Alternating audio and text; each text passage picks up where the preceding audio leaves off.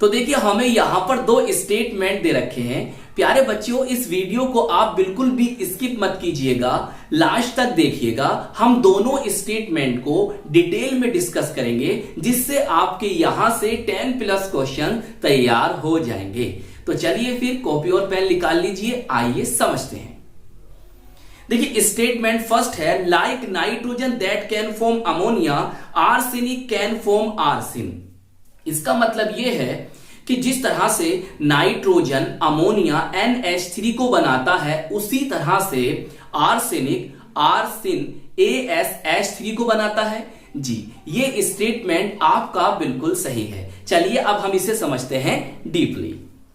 तो प्यारे बच्चों, स्टेटमेंट फर्स्ट आपका बिल्कुल करेक्ट है। देखिए दोनों स्टेटमेंट में जो बात की जा रही है वो ग्रुप 15 से है।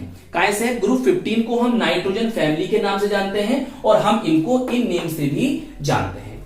अब देखिए पहले स्टेटमेंट में बात की जा रही है हाइड्राइड की। उसने हमसे कहा कि भाई नाइट्रोजन जो है वो क्या करता है, अमोनिया NH3 को बनाता है, आर्सेनिक जो है AS वो आर्सिन बोले तो AsH3 को बनाता है। जी बिल्कुल करेक्ट स्टेटमेंट है, ऐसा ये करते हैं। तो प्यारे बच्चों, ग्रुप 15 के जो एलिमेंट होते हैं, कौन कौन से एलिमेंट होते हैं? देखिए नाइट्रोजन है, फास्फोरस है, आर्सेनिक है और एंटीमनी है और बिस्मिथ है। आप चाहो तो इन्हें ट्रिक से भी याद कर सकते हो। न्यूज पेपर आज सब बिके, न्यूज पेपर आज सब बिके। इनका एटॉमिक नंबर भी याद कर लो, इतना होता है इनका एटॉमिक नंबर, इसका होता है 51, इसका होता है 83।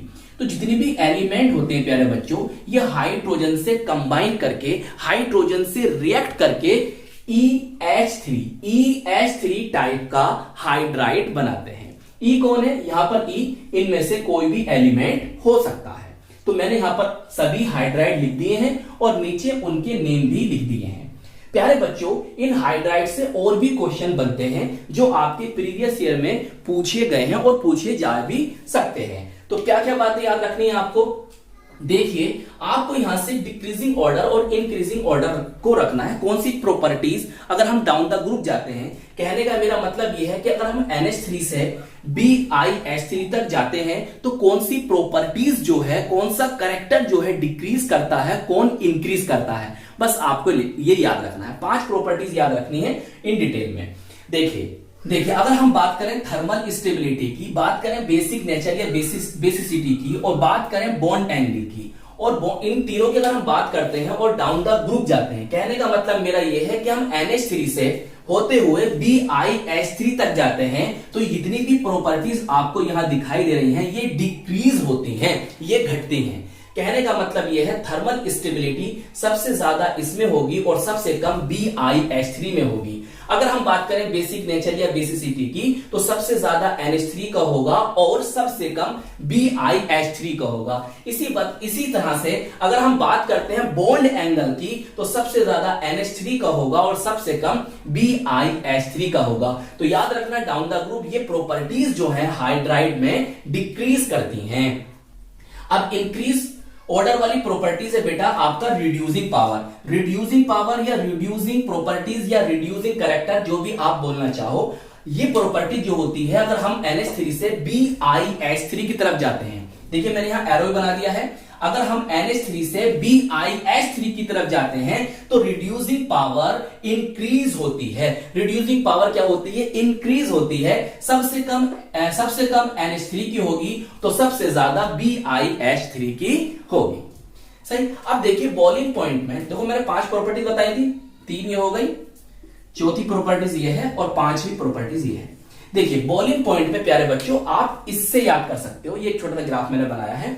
देखो यहां पर जो नाइट्रोजन है वो कहां लाई कर रहा है? नाइट्रोजन जो है प्यारे बच्चों वो आपका इसके और इसके बीच में, इसके और इसके बीच में क्या कर रहा है? लाई कर रहा है। तो बस याद रखना है कि यहां पर बॉइलिंग पॉइंट में होना क्या है। देखिए सबसे ज्यादा इसका होगा BiH3, उसके बाद उससे कम इसका होगा SbH3, उसके बाद देखिए यहां पर कौन आ जाएगा? यहां पर आपका आ जाएगा NH3। सही है, NH3 आ जाएगा। फिर उसके बाद उससे कम कौन होगा? ASH3 और सबसे कम किसका होगा प्यारे बच्चों, PH3 का होगा। तो आप इस ग्राफ के सहारे बॉइलिंग पॉइंट याद कर सकते हो। सही, आप देखिए NH3 का ऐसा क्यों होता है, NH3 का जो बॉइलिंग पॉइंट है वो इनसे ज्यादा और इनसे कम क्यों होता है, क्योंकि NH3 जो होता है वो हाइड्रोजन बॉन्ड बना लेता है। सही है, NH3 में हाइड्रोजन बॉन्ड पाए जाने के कारण ऐसा होता है। तो इन बातों को आप नोट कर लीजिए। तो देखिए सेकंड स्टेटमेंट हमें कुछ इस तरह से दे रखा है, antimony can not form antimony pentoxide. जो एंटीमनी है Sb है वो एंटीमनी पेंटाऑक्साइड नहीं बना सकता।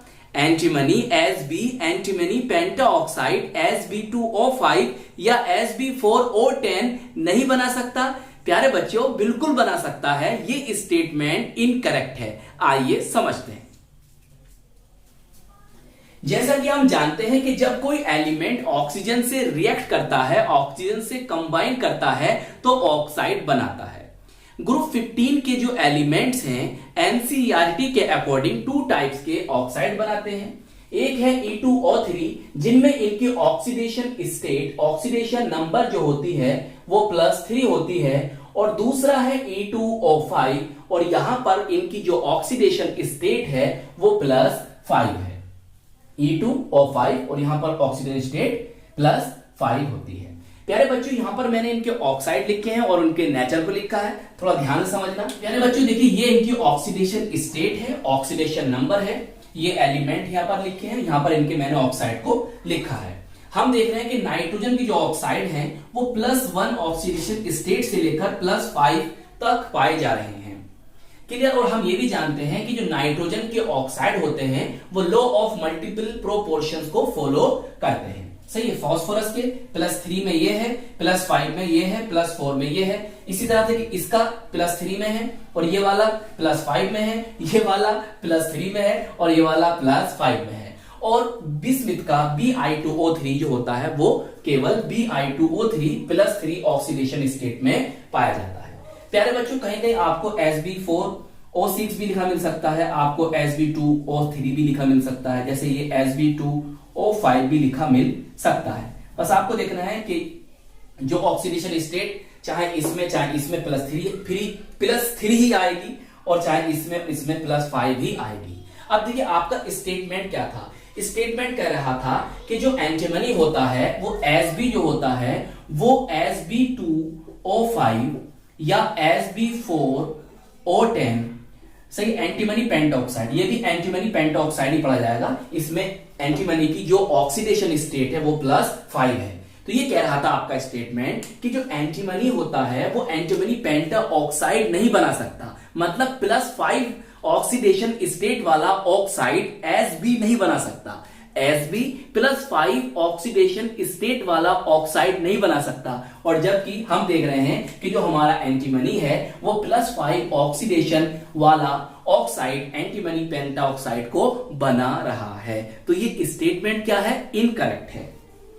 भैया देखो नेचर देख लो, ये जो होते हैं दोनों न्यूट्रल होते हैं, और देखो ये जो है यहां से यहां तक ये एसिडिक ऑक्साइड हैं, और जबकि प्यारे बच्चों ये जो है ये एम्फोटेरिक ऑक्साइड है और ये वाला जो है बेसिक ऑक्साइड होता है।